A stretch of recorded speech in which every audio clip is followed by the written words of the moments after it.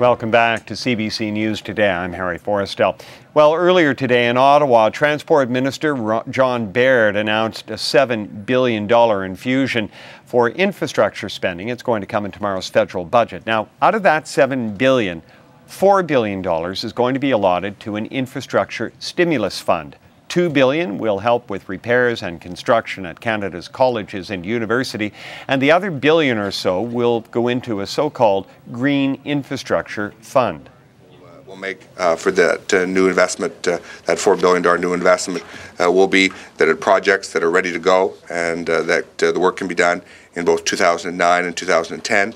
And obviously, we'd like to see it be incremental. If it's something that was already going to take place, it won't provide any additional stimulus. So those will be the two cornerstones of the new regime. Well, with money on the table, it's time to decide how and where to spend it. So we've gone to the experts. In Ottawa, Chantal Guay is the CEO of Engineers Canada. It's a national organization that represents professional engineers.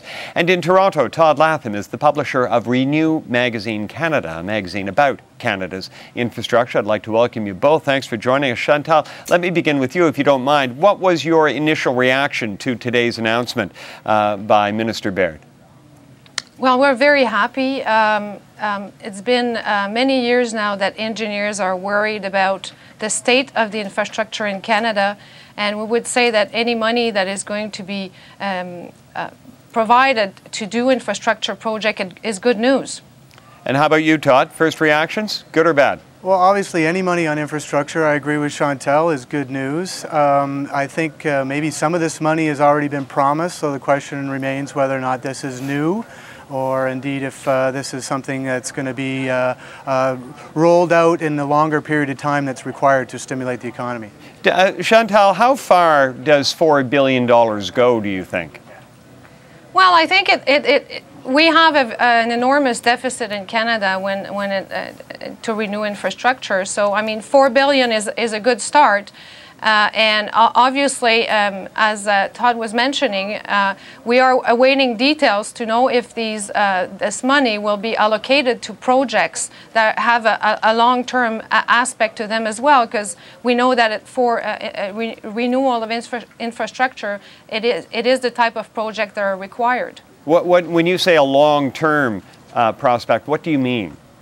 Well, typically, and that's why we are in the situation we are right now in Canada with infrastructure, but typically in the past we've looked at budgets to construct the infrastructure, and a lot of times we forgot about the maintenance that is required, and at the end of the lifespan of the infrastructure that it might need to be replaced.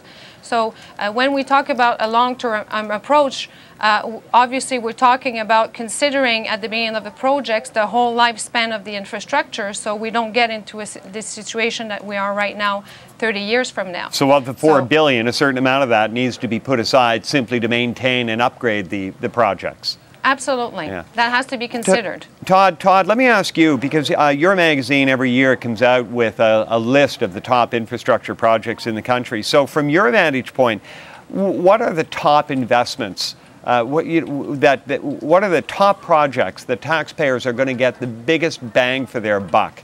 If you were to spend this $4 billion? Well, I have to echo what Chantal was saying. It's about long term, and that means asset management. So it's not just spending money on new projects, it's spending money on maintaining existing infrastructure so that it doesn't fall apart. Our roads, bridges, sewer systems are in need of repair. And so that money should be spent on an ongoing basis, not just in chunks along the way, in order for us to maintain or bridge the infrastructure gap. What percentage of the total would be required to do that, do you think? Well, I was in Washington in December, and what was floated internationally in a global infrastructure forum was 1% of GDP should be spent annually on infrastructure. And given Canada's GDP of $1.4 trillion, that's $14 billion a year that should be spent. So just to maintain what we already have, forget about building new. Exactly. If you were to look at new projects, if we were to say, or the government were to say, all right, we'll do the maintenance, but we still have $4 billion to spend on new infrastructure, what would you suggest? Big bang for the buck. Big bang for the buck would be public transit. I think there needs to be a national public transit system or program in place. I think we could also spend some money on some of the existing infrastructure that needs to be built. The Federation of Canadian Municipalities came up with their list of shovel-ready projects. Some of them are as little as $10,000 up to tens of millions of dollars. But we should be looking at things like that that are going to employ people right away and benefit the communities where that money is being spent. Chantal, we hear talk about public transit, but doesn't that inevitably, when we talk about major public transit projects in this country, you're really talking about Montreal, Toronto, Vancouver, maybe Calgary, maybe Edmonton. It's all the big centers. What about the smaller centers? Do they need a share of this money?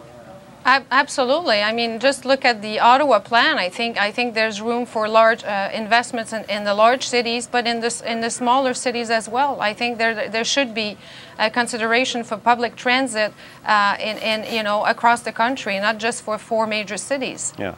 And Todd, I heard you mention the phrase we've heard bandied about a lot today, shovel ready. Presumably that simply means they're ready to go on constructing a project today. How big a virtue is that in terms of deciding where this money should be spent?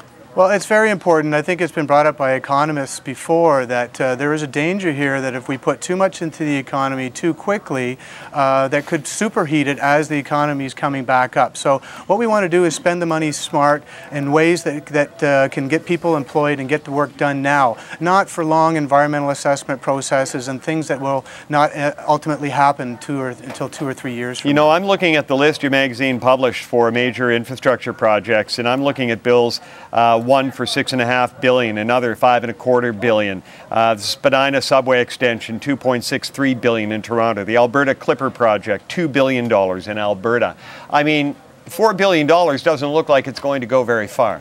No, but it's a good start. And as I said, and Chantal has mentioned before, we need to get as much money as we can into the infrastructure bandwidth so that we can help mitigate the gap. Chantal, how about concerns in the way the government spends or allots this money? Are you worried that pork barrel politics may play a big part in this?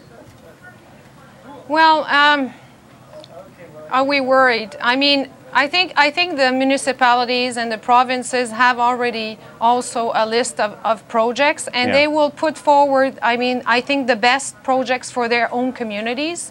And I think if we go that way, I think it's going to be very helpful. So it should be bottom up. The advice should come from the bottom up rather than the top down. Well, I mean, most of the infrastructure in this country are managed either by municipality or by the provinces. So obviously their input is very important. And I guess that, that's one of the reasons why the federal government actually met with them to talk about the infrastructure and the future and the needs. So I think the cities and the provinces are ready to have made their ask, there's no doubt. All right. Well, we'll see how it turns out. We'll find out more tomorrow. I'd like to thank you both joining me today for your insight. Chantal Guay is the CEO of Engineers Canada. We spoke with her from Ottawa. Todd Latham is with ReNew Canada magazine in Toronto. He is the publisher. Thank you very much.